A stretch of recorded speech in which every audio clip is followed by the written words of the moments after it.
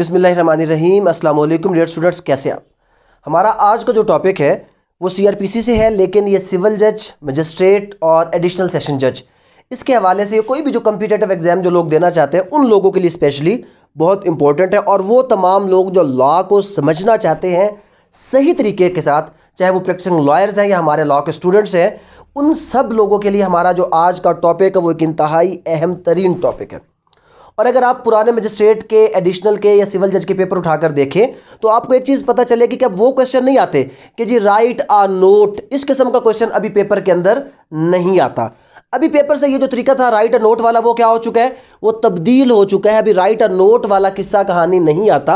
अब वो ऐसे क्वेश्चन देता है जिनको मैं कहता हूँ open book question. Open book question मतलब कि अगर आप किताब खोल कर भी बैठ जाए तब भी वो क्वेश्चन आपको अटेम्प्ट करने में बहुत ज़्यादा टाइम लगेगा और आपको डिफरेंट चीज़ों को कंबाइन करना पड़ेगा और फिर जाके कोई कंक्लूजन आपको ड्रा करना पड़ेगा। तो वो कब होगा, जब आपने पूरी किताब पढ़ी होगी। तो यहाँ पर ये जो टॉपिक है, अक्सर आपने देखा होगा कि पुराने पेपर्स में सवाल आया that what is the power of the acquittal of the magistrate. तो मैंने उसका जनरली क्या देखा, उसका जनरली ये देखा कि हर बंदा क्या करता है, एक ही चीज़ को पिन पॉइंट उठाता है, 249A सवाल लिखा और जनाब किस्सा ख़त्म, और आप उसको क्या करते हैं, क्वेश्चन को ख़त्म कर देते हैं। बट अगर आपको आज के टॉपिक के बाद पता चलेगा कि भाई जो power of acquittal of the magistrate है वो एक नहीं बल्कि कई ऐसे रेलेवेंट प्रोविजंस हैं जो कि इसके हवाले से मौजूद हैं। अब अगर सवाल आता है power of the acquittal of the magistrate तो ये अलग है। अगर क्वेश्चन आता है power of the acquittal of the courts तो ये अलग है।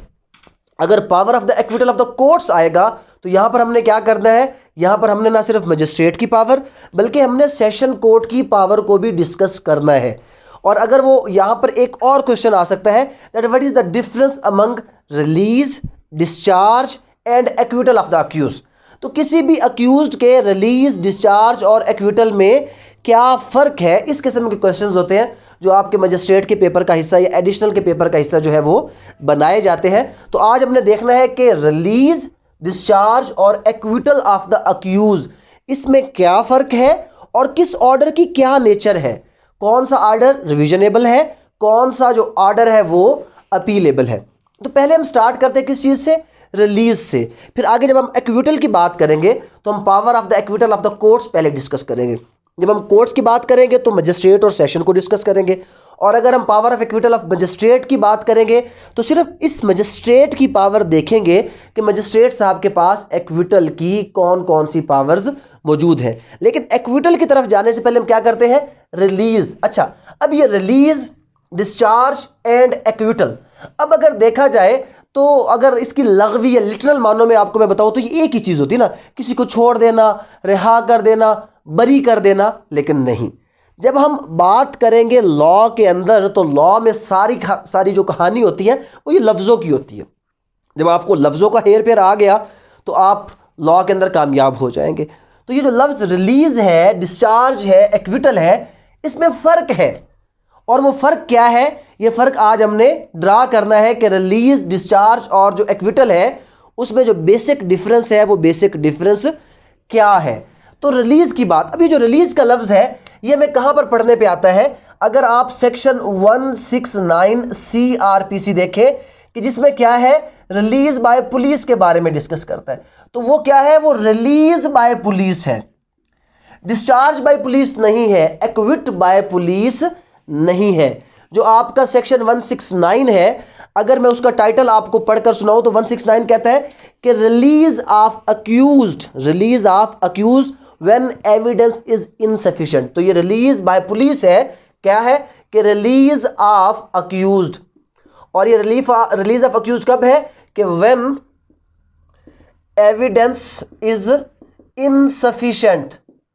तो मतलब क्या है कि पुलिस के पास सबसे पहला इख्तियार है, पुलिस के पास, कि जब पुलिस किसी शख्स को अरेस्ट करके आती है, उसके खिलाफ कोई भी मुकदमा होता है, तो सबसे पहले पुलिस के पास इख्तियार है कि अंडर सेक्शन 169 वो डिस्चार्ज नहीं करेगी, वो एक्विट नहीं करेगी, रिलीज करेगी। और रिलीज का मतलब क्या होता है, किसी को छोड़ देना।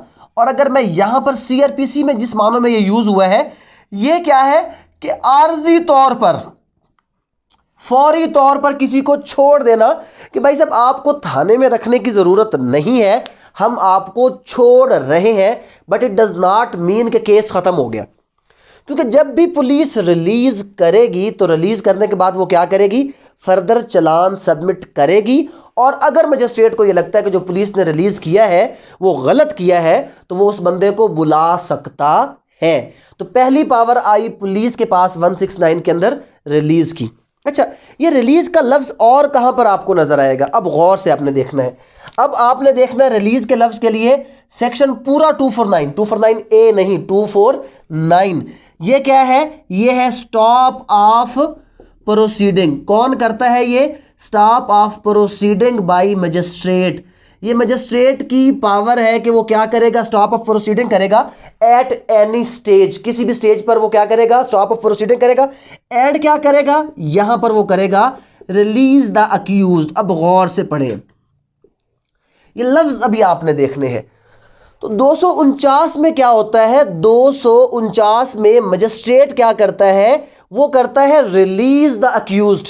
ना डिस्चार्ज करता है, ना एक्विट करता है, ना कन्विक्ट करता है, तो छोड़ देता है। और छोड़ता क्यों है, आर्जी तौर पर। ये कब होता है, 249 की पावर कब होती है, मुकदमा चल रहा है, कंप्लेनेंट जो आपका एफआईआर केस अगर है और वो बंदा कंप्लेनेंट या गवाह नाकाफी है, कोई नहीं आता, तो केस को डोरमेट में डाल दिया जाता है, सर्द खाने में डाल दिया जाता है कि जब तक वो नहीं आएगा, मतलब जब वो आएगा तो इस बंदे को क्या किया जाएगा, वापस बुला लिया जाएगा।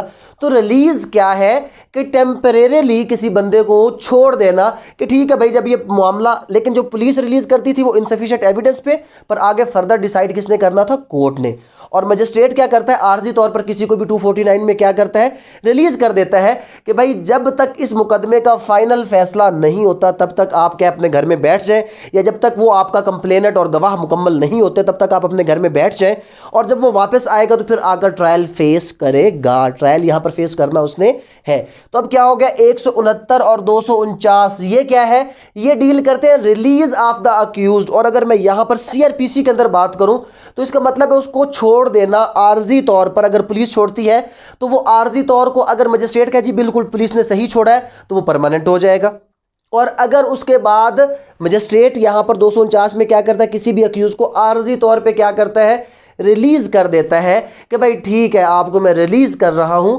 जब वो आपके खिलाफ सबूत वगैरह या बाकी चीजें वापस आएंगी तो आपको क्या करना पड़ेगा, आकर ट्रायल फेस करना पड़ेगा। तो पहली चीज क्या हो गई, रिलीज हो गया। तो सीआरपीसी में रिलीज के हवाले से आपके पास जो रेलेवेंट प्रोविजंस मौजूद हैं वो कितने रेलेवेंट प्रोविजंस हैं, वो दो हैं। एक 169 है जो कि रिलीज बाय पुलिस के साथ डील करता है, और एक 249 है जो कि कौन है, मजिस्ट्रेट 249 में किसी को भी क्या करता है, रिलीज करता है। अब आ जाते हैं डिस्चार्ज की तरफ। अब ये जो डिस्चार्ज ऑफ द अक्यूज है ये आपने पढ़ना है सेक्शन 63, और ये क्या है, ये है पावर किसकी, पावर ऑफ मजिस्ट्रेट। आपके मजिस्ट्रेट के पास पावर है टू डिस्चार्ज द अक्यूज, और ये एक बहुत बड़ी पावर है मजिस्ट्रेट की।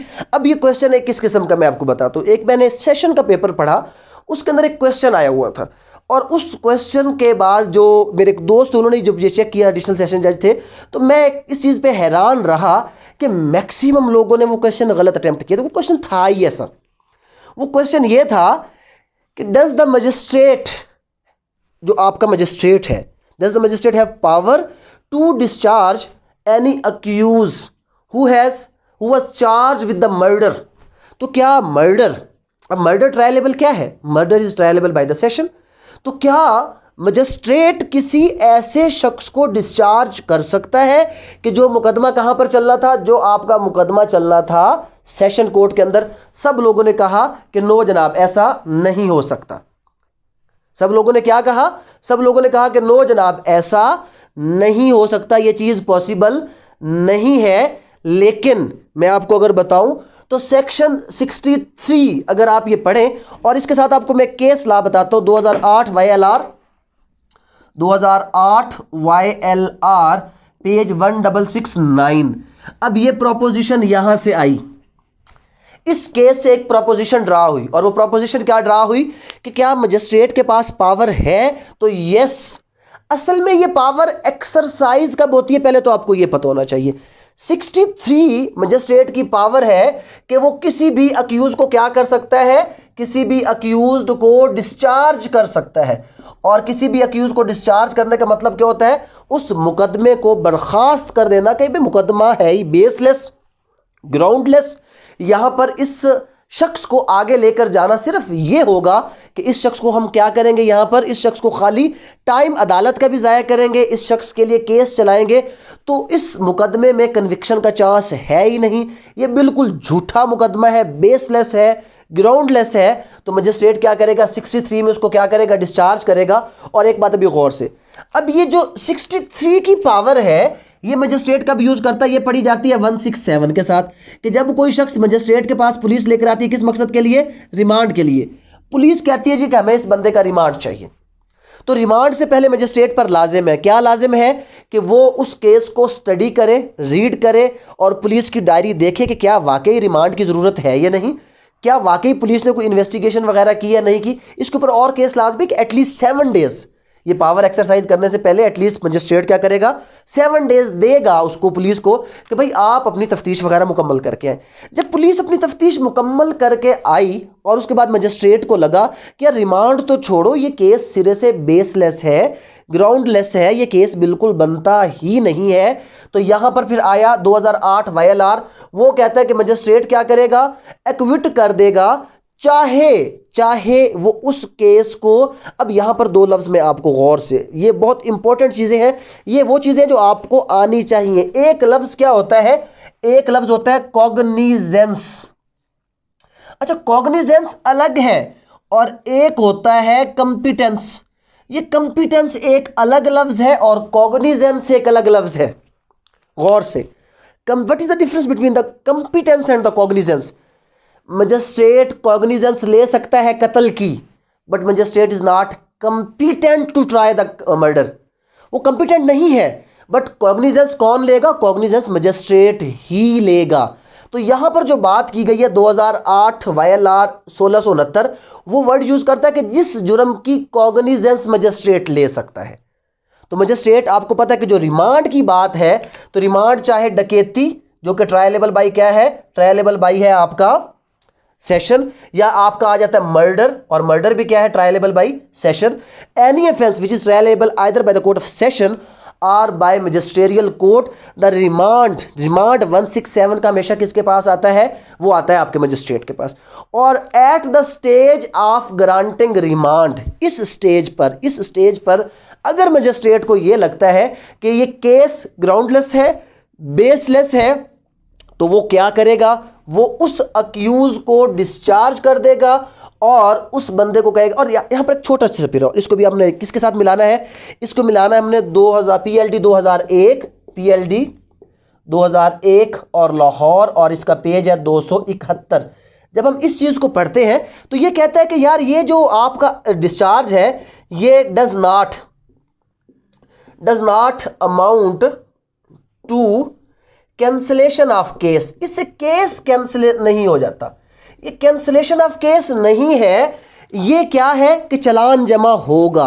और अगर चालान जमा होने के बाद सुपीरियर कोर्ट को कहता है कि नहीं यार ये गलत इसको किया गया है, इसको डिस्चार्ज नहीं करना चाहिए था, तो केस आगे कॉल किया जा सकता है bye the court of session for the purpose of trial.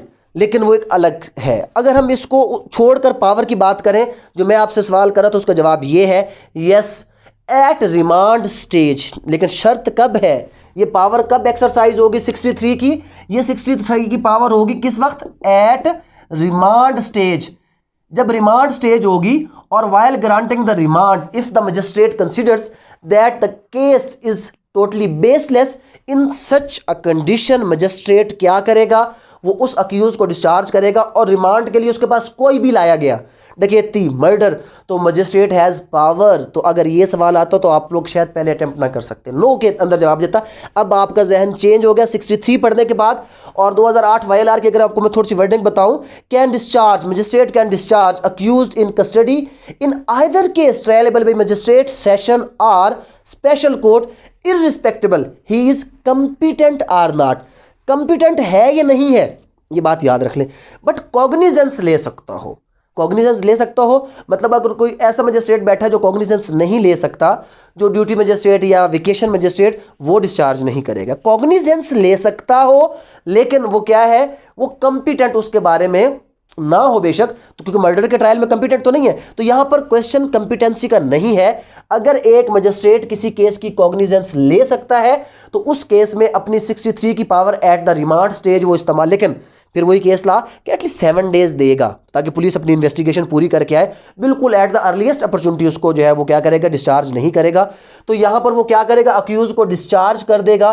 तो अक्यूज को डिस्चार्ज कर देना कैंसलेशन ऑफ केस नहीं है, चालान जमा होगा, बट क्या है कि अगर ज़रूरत होगी तो उसको बुलाया जाएगा, अदरवाइज। लेकिन आपने कभी ज़िंदगी में नहीं देखा होगा कि किसी मजिस्ट्रेट ने 63 के अंदर किसी भी अक्यूज को डिस्चार्ज। उसकी वजह यह कि फिर ये डिस्प्यूटेड इश्यूज आ जाते हैं, फिर काफ़ी इसमें मसले मसाइल बन जाते हैं। लेकिन ये अगर ऐसी चीज़ें लॉ में मौजूद हैं तो इनको एक्सरसाइज किया जाना चाहिए। अच्छा, तो क्या हो गया जनाब, यहाँ पर ये हो गया कि 63 की पावर, कि मजिस्ट्रेट के पास पावर है 63 के अंदर कि वो क्या कर सकता है, YLR 2008 1669 पेज, कि किसी भी केस में चाहे वो उसके लिए कंपिटेंट है या नहीं है, magistrate has the power to discharge the accused under section 63 at the remand stage if he considers that the case is baseless groundless. उस सूरत में वो क्या कर सकता है, उसको डिस्चार्ज। लेकिन किस स्टेज पर यह काम किया जाएगा, eight the remand stage. Police की पावर कब चली थी 169 की, ड्यूरिंग इन्वेस्टिगेशन चली थी। इन्वेस्टिगेशन के बाद पुलिस किसके लिए लेकर आती है, रिमांड के लिए। रिमांड स्टेज पर कौन सी पावर आ जाती है, वो आ जाती है आपकी डिस्चार्ज। अच्छा, यहां पर अब एक चीज और आपको मैं बता दूं, और वो ये चीज है कि हुआ कुछ इस तरीके से कि हुआ ये जनाब कि आपने, और ये 63 की दरखास्त अक्यूज भी दे सकते हैं। 63 की दरखास्त दी अक्यूज ने, लेकिन ये किसको दी गई, ये कंपिटेंट मजिस्ट्रेट को दी गई, और मजिस्ट्रेट ने उसको रिजेक्ट कर दिया। तो अब इसके ऊपर क्या लगेगा, अब इसके ऊपर 439A रिवीजन। तो मतलब क्या हुआ, अब इस रिवीजन में सेशन भी क्या कर सकता है, वो अक्यूज को रिलीज कर सकता है। दरअसल उसने रिलीज नहीं किया, उसने वो जो 63 का असल पावर था मजिस्ट्रेट का, जो मजिस्ट्रेट ने एक्सरसाइज नहीं किया था, तो सेशन 439A में उसे कहता है भाई तुम अपनी पावर एक्सरसाइज कर सकते हो। तो तुम, वो उस आर्डर को जब करता है जो उसने अक्यूज ने लिखा, डिस्चार्ज का एक दरखास्त, मजिस्ट्रेट ने उसको डिस्चार्ज नहीं किया, तो दर हकीकत सेशन क्या करता है, उस ऑर्डर के खिलाफ रिवीजन करते हुए जब उसको सेट असाइड करता है तो इट मींस वो डिस्चार्ज ही हो गया। बट वो रिवीजन के अंदर दर हकीकत रिविजनल पावर में क्या हुआ, मजिस्ट्रेट के ऑर्डर को सेट असाइड किया गया। और अगर फिर यहां पर ये चीज़ नहीं होती तो आप क्या है 561A, ये आप हाई कोर्ट में लगाएंगे, और हाई कोर्ट की 561A क्या है, ये है इनहेरेंट पावर। तो ये चीज़ आप इनहेरेंट पावर में हाई कोर्ट में भी लेकर जा सकते हैं कि जनाब हमारा जो अक्यूज है ये केस बिल्कुल झूठा। इसी चीज़ को हम क्या कहते हैं, अगर आपको याद हो, इस पे लोग बहुत ज़्यादा वो करते हैं, it is also called the quashment of FIR। किसी FIR का मनसूख हो जाना, FIR का जब डेफिनेटली FIR ख़त्म होगी, FIR ख़त्म, तो आपका बंदा डिस्चार्ज, बर्खास्त केस, सब कुछ मनसूख, सब कुछ ख़त्म, के जैसे कुछ हुआ ही नहीं था। तो अब ये क्या चीज़ हमने डिस्कस कर ली, ये कर लिया हमने डिस्चार्ज। तो डिस्चार्ज की पावर किसके पास है, सबसे पहले मजिस्ट्रेट के पास है, फिर उसके बाद रिवीजन में सेशन, और फिर एक्चुअली रिवीजन में सेशन नॉर्मली नहीं करता। ये पावर असल अगर कहीं पर आपको इन प्रैक्टिस नज़र आती है, वो नज़र आती है 561A के अंदर, और 561A में हाई कोर्ट FIR आपको क्वैश करता हुआ नजर आता है। तो दर हकीकत ये पावर किसकी है, ये हाई कोर्ट इसको एक्सरसाइज करता है, इंट्रूशंस, बाकी लोअर कोर्ट्स इसको एक्सरसाइज नहीं करते। ये हमारा हो गया डिस्चार्ज। अब आपको फर्क पता चल गया ना कि रिलीज में क्या था, कि 169 या 249 में टेम्परेरीली किसी को छोड़ा, बाद में कॉल अपॉन किया जा सकता है, और यहां पर किसी को डिस्चार्ज कर दिया, केस को क्या किया, खत्म कर दिया। तो अब अगर हम इसको भी समअप करें तो ये समअप कुछ किस तरीके से होगा, तो ये समअप होगा जनाब हमारा कुछ इस तरीके के साथ कि डिस्चार्ज ऑफ द अक्यूज, यहां पर हमने क्या कहा, 63 में कौन करता है, मजिस्ट्रेट कर सकता है, और उसके बाद एक्चुअली कहां पर 561A आपका हाई कोर्ट करता है किसी को भी डिस्चार्ज। अब आते हैं एक्विटल ऑफ द अक्यूज की तरफ। एक्विटल का मतलब क्या है, अब यहां पर अभी एक बहुत बड़ी क्यूरी है, एक फिक्रे के अंदर मैं क्लियर करूंगा अगर आप लोग उसको समझ सके कि ये एक्विटल है क्या चीज। अच्छा, अब बात आ गई एक्विटल की जनाब। अब एक्विटल का मतलब होता है बरी। अब जब बरी हुआ तो यहां पर आपका लगा 403, और वो क्या है कि वंस एक्विटेड और convicted can not be tried for same offence. अब ये चीज ध्यान में रखें, अगर कोई रिलीज हुआ, अगर कोई डिस्चार्ज हुआ तो ये एक्विटल नहीं है। अगर एक्विटल नहीं है तो केस रिलीज वाला आगे कंटिन्यू हो सकता है और डिस्चार्ज वाला केस दोबारा फिर फाइल हो सकता है। यहां पर कोई डबल जेओपर्डी नहीं है, कोई कॉन्स्टिट्यूशनल बार नहीं है। But person once acquitted or convicted he can not be tried again for the same offence under section 403 of CrPC, concept of the double jeopardy. Doctrine of the double jeopardy कहती है कि no man can be punished twice for the same offence, article 13 constitution of Pakistan, उसका protection एक आपको मिला हुआ है। तो अब ये एक्विट की अगर हम बात करते हैं कि power of the acquittal of the magistrate हम पहले डिस्कस करते हैं। अच्छा जी, power of the acquittal of the magistrate अगर हम डिस्कस करें तो अगर एक्विट किया तो बंदा पक्का पक्का फारिग और हमेशा के लिए फारिग। जब हम पावर ऑफ एक्विटल डिस्कस करते हैं, किसकी हम पहले डिस्कस करते हैं जनाब, पावर किसकी, पावर ऑफ एक्विटल डिस्कस करते हैं, और वो भी किसकी, ऑफ मजिस्ट्रेट की, कि किसी भी मुकदमे में मजिस्ट्रेट के पास एक शख्स को एक्विट करने की कितनी पावर्स मौजूद हैं। अगर हम पावर ऑफ एक्विटल को डिस्कस करें तो यहां पर सबसे पहले हमारे पास जो चीजें आती हैं वो हम डिस्कस करते हैं, एंड दैट इज 245। तरतीब से चलते हैं, 245 फिर है यहां पर, इसके साथ मैं मिला देता हूं, थोड़ी सी तरतीब खराब करते हैं, 249A। फिर यहां पर आपने जब भी इसका जिक्र करना है 247 और 248, इसके बगैर ये जिक्र अधूरा है। तो मतलब एक मजिस्ट्रेट अपने ट्रायल के दौरान क्या कर सकता है, एक मजिस्ट्रेट अपने ट्रायल के दौरान किसी भी शख्स को अगर डिस्चार्ज करने की बात करते हैं, आप लोगों की वजह से मुझे पंखा बंद करना पड़ता है, इसमें शोर ज्यादा आ जाता है। अच्छा जनाब, तो अगर हम बात करें कि during a trial what is the power of the magistrate to acquit, अगर वो एक्विट की बजाय कहे कि कैन अ मजिस्ट्रेट रिलीज और डिस्चार्ज और सारी बातें करे, अगर रिलीज डिस्चार्ज एक्विट की बातें करेगा तो 6 सेक्शन है। 249 release by the accused, 63 discharge by the magistrate, sorry 249 release by magistrate, 63 discharge by magistrate, 245, 249A, 247, 248 ये किसके साथ डील करते हैं, ये डील करते हैं क्या, किसके साथ, एक्विटल बाय द मजिस्ट्रेट। अच्छा, अब जो एक जनरल जो कहते हैं जी क्लास ए एक्विटल है, जो असल मजिस्ट्रेट की पावर है एक्विट करने की या कन्विक्ट करने की, वो 245 में है। और ये पावर कब एक्सरसाइज होती है, ये होती है, पहली बात है कि जब आप क्या कर चुके हो, आफ्टर फ्रेमिंग ऑफ चार्ज। जब मजिस्ट्रेट ने क्या किया, फ्रेमिंग ऑफ चार्ज कर दिया, किस में करता है, 242 में चार्ज फ्रेम कर दिया, और फिर क्या हुआ, फिर हुआ रिकॉर्डिंग ऑफ एविडेंस हुआ। उसने रिकॉर्डिंग ऑफ क्या किया, एविडेंस किया। कब किया, 244 में। और जब वो एविडेंस रिकॉर्ड किया उसने, तो उसने कहा कि यार ये जो एविडेंस मैंने भी रिकॉर्ड, कुछ एविडेंस वो रिकॉर्ड करेगा और कुछ एविडेंस रिकॉर्ड करेगा, तो वो कहता है कि यार इस केस को तो आगे लेकर जाना फजूल है, इसमें तो इस शख्स को या तो सजा हो ही नहीं सकती, तो एक्विट, और अगर सजा हो सकती है तो उसी स्टेज पर क्या करेगा, कन्विक्ट करेगा।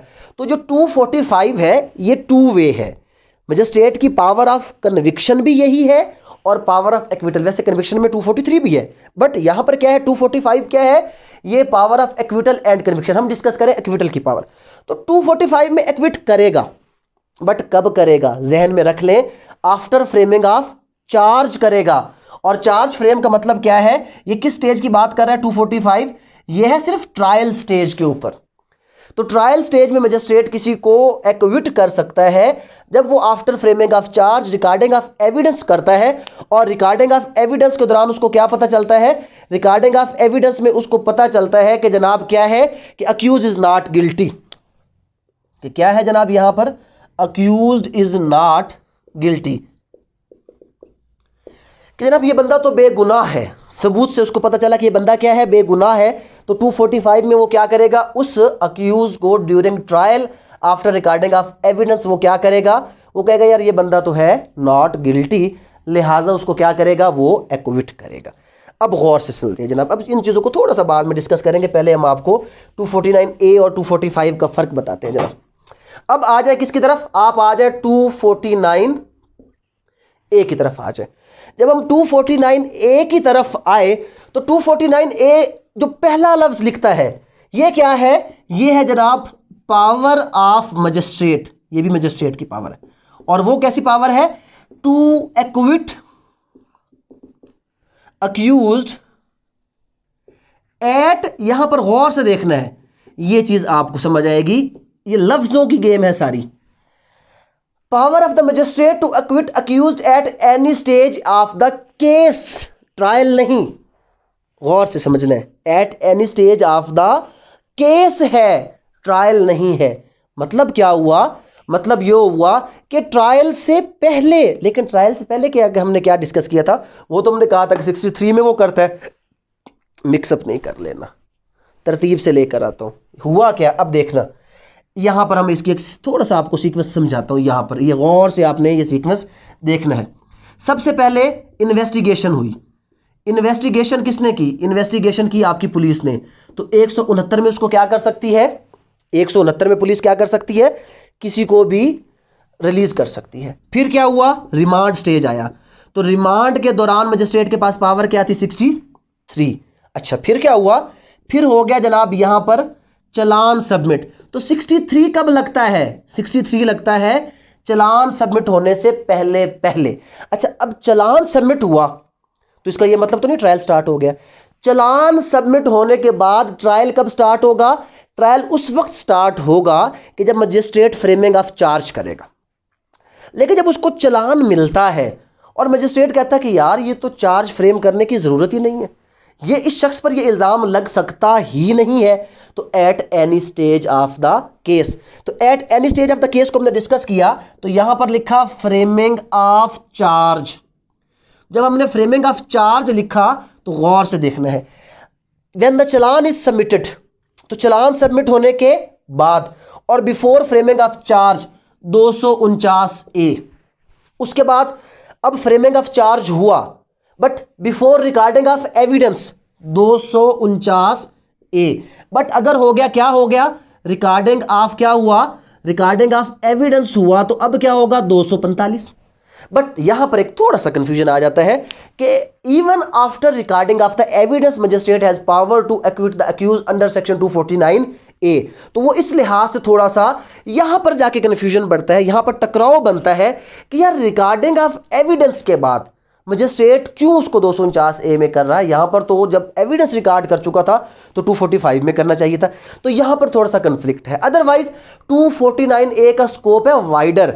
At any stage of the case, before trial, during trial, before framing of charge, after framing of charge, before recording of evidence, after recording of evidence. ये पावर है जनाब, किसकी पावर है? ये मजिस्ट्रेट की पावर है। ये है 249A। तो 249A एक्सरसाइज कब होता है?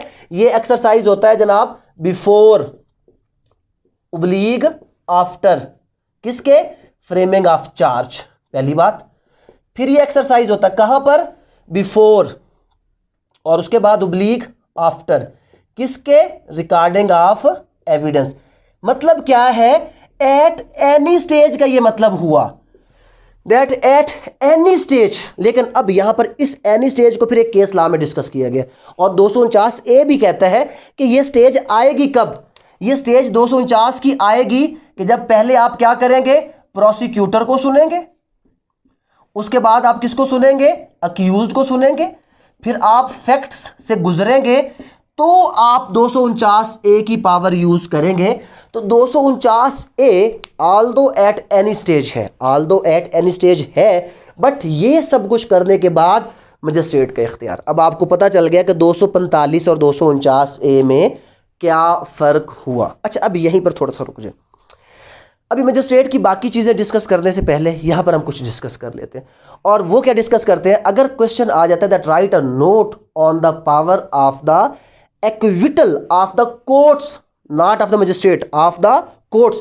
तो सिंपल यही जो हमने बातें की हैं सेम सेम बातें रहेंगी, लेकिन हमने क्या करना है? इसको 245 इज इक्वल टू 265H और 249A is equal to 265K। मतलब क्या है? यहां पर कि जो पावर्स अभी हमने डिस्कस किए मजिस्ट्रेट के पास, the same powers are exercise by the court of session, that session court can acquit the accused after recording of evidence and if he finds that the accused is not guilty under section 265H। लेकिन यहां से पहले जी में क्या करेगा, वो evidence को sum up करवा लेगा, दोनों को समअप करवाएगा, फिर यानी कि ये फाइनल फैसला ये है ऑन मेरिट आपका जो एक्विटल या कन्विक्शन, वो 265H के अंदर हो गया। तो 265H और 245 एक पावर हो गई। और in the same way as the magistrate has the power to acquit the accused at any stage under section 249A, the court of session has power under section 265K to acquit the accused at any stage, before framing of charge, after framing of charge, before recording of evidence, after recording of evidence, at any stage। लेकिन high court के several decisions हैं कि यार आप इस power को कम करें और आप ऑन मेरिट डिस्चार्ज की तरफ आएँ जो क्लास ए डिस्चार्ज है। और इसके आगे मैं आपको एक केस ला बताता हूँ कि जहाँ पर इसमें बहुत ज़्यादा फर्क भी डाला गया। तो अब ये अगर आए कि power of the discharge of the courts, तो सेम क्या होगा, इसमें 4 सेक्शन डील करेंगे। अगर एक्विटल है आफ्टर फ्रेमिंग ऑफ चार्ज, 245 और 265 किसके साथ एक्सरसाइज होगा, डेफिनेटली सेशन कोर्ट या हाई कोर्ट की हम बात करेंगे। और इन द सेम वे अगर 265K की बात करेंगे तो ये क्या है, ये सेशन या हाई कोर्ट की पावर है to discharge the accused at any stage of the case. तो ये हमने वो चीज़ भी डिस्कस कर ली। बट मैंने पहले 247 248 का भी जिक्र किया था। किस चीज़ के अंदर जिक्र किया था, वो मैंने मजिस्ट्रेट के लिए जिक्र किया था। अच्छा, अब यहाँ पर कुछ और चीज़ें डिस्कस करते हैं। इधर एक और इंपॉर्टेंट पॉइंट है जो इस स्टेज पर उसका डिस्कस करना ज़रूरी है। और वो पॉइंट क्या है, वो पॉइंट हम डिस्कस करेंगे यहाँ पर एक केस लॉ के हवाले से डिस्कस करेंगे, क्योंकि वो 245 और 249A के बारे में है। अब एक केस लॉ है और वो क्या है, वो केस लॉ है हमारे पास यहाँ पर जनाब आ जाएगा 2012 PCR LJ, बहुत इंपॉर्टेंट है 2012 PCR LJ पेज 507। अच्छा, यहाँ पर मैं आपको बताऊँ, it is the latest view. अगर इसके पुराने व्यू की बात करूं तो वो कौन सा है, 2000 PCR LJ 2072, 2000 PCR LJ और पेज 2072, ये ओल्ड व्यू है। और ये कौन सा है, ये है लेटेस्ट व्यू। तो डेफिनेटली हम किस पर चलेंगे, लेटेस्ट व्यू। अब एक प्रपोजिशन देता हूं। एक सवाल आता है कि either there is any difference of the acquittal by magistrate under section 245 and 249A। तो अगर इसके हवाले से मैं बात करूं तो देयर इज नो डिफरेंस। लेकिन ये ओल्ड व्यू है, वो कहता है जी नो डिफरेंस। जब नो डिफरेंस है तो मतलब दोनों क्या है, दोनों को कहता है एक्विटल है जी, दोनों एक्विटल है तो क्या हो गए, दोनों एक्विटल हुए तो ये दोनों अपीलेबल हो गए। तो इसने क्या कर दिया, अपीलेबल कर दिया। But 2012 PCR LJ 507 which is the latest view about this, वो कहता है कि नहीं भाई, ये 245 और 249A का जो एक्विटल है इसमें फ़र्क है। ये क्लास A है, ये क्लास B है। ये क्लास A ऑन मेरिट है तो ये क्या है, ये है अपीलेबल है। और ये जो है ये क्लास B है तो ये क्या है, ये है जनाब आपका रिविजनेबल। तो no appeal lies against acquittal of 249A। और अगर कोई अपील फाइल करेगा तो उसको कन्वर्ट कर दिया जाएगा इन रिविजन, एज द अपील जो है वो यहाँ पर लाए नहीं करती। अब अगर इस केस लॉ के हवाले से मैं आपको बताऊं तो फिर क्या है कि 245 का एक्विटल अपीलेबल है और 249A का एक्विटल रिविजनेबल। अच्छा, यहाँ पर एक और मैं पॉइंट आपको बहुत इंपॉर्टेंट क्लियर करता चलूँ। हमने आज तक यही सुना कि जनाब एक्विटल के खिलाफ अपील हमेशा 417 हाई कोर्ट में लगती है। अब इसको, इस स्टेटमेंट को आज के बाद आपने चेंज करना है।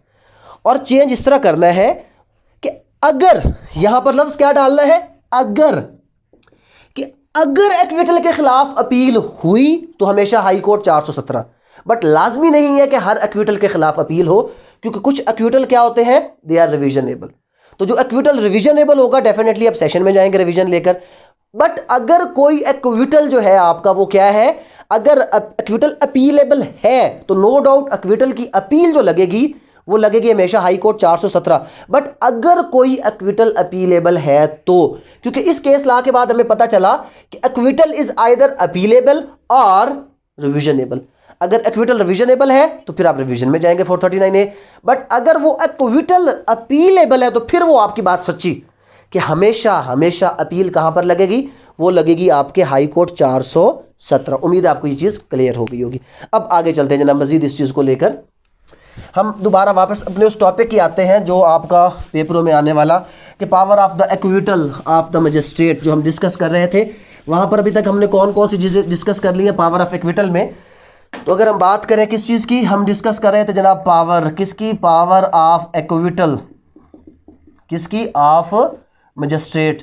तो मजिस्ट्रेट की पावर ऑफ एक्विटल की जब हमने बात की तो हमने कहा कि जनाब यहाँ पर हमारे पास क्या है, हमने कहा कि 245 है और 249A है।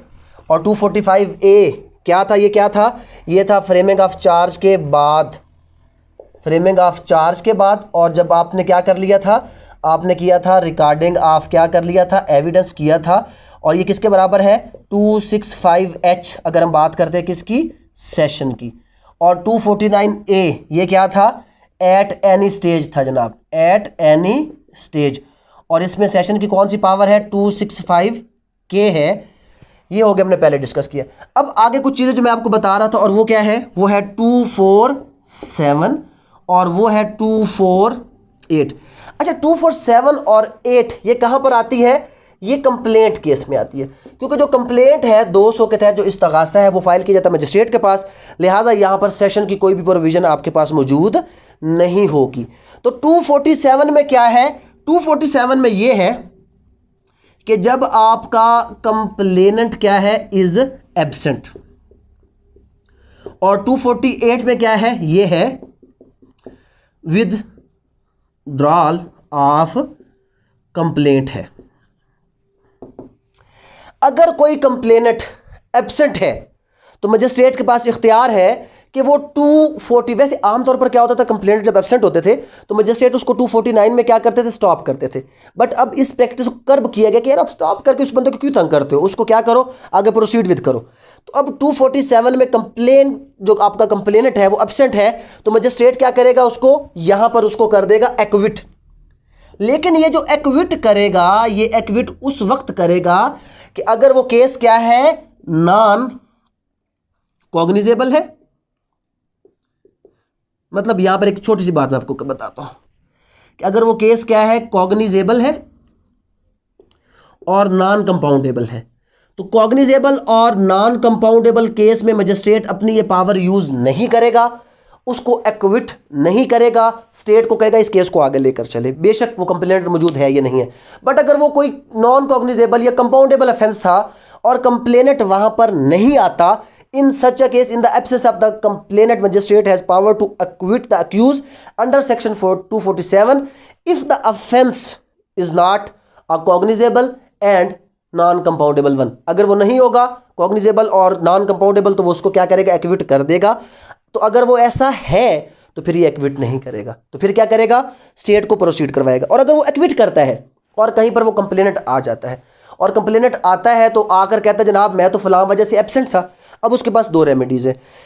एक्चुअल रेमेडी क्या है कि वो रिवीजन में जाएगा कि जनाब ये मजिस्ट्रेट का जो आर्डर, अभी वो एक्विटल के खिलाफ नहीं गया, वो जो उसके एब्सेंस में ऑर्डर सुनाया गया उसके खिलाफ। वैसे यहाँ पर ये भी केस लाज मौजूद है कि वो एक्विटल में हाई कोर्ट में चला जाएगा, क्योंकि जनरल यही है कि एक्विटल सारे किधर जाते हैं जनाब, हाई कोर्ट में जाते हैं। अच्छा फिर उसके बाद 248 विदड्रॉल ऑफ कंप्लेंट, तो इसमें हर हाल में क्या होगा, एक्विट होगा।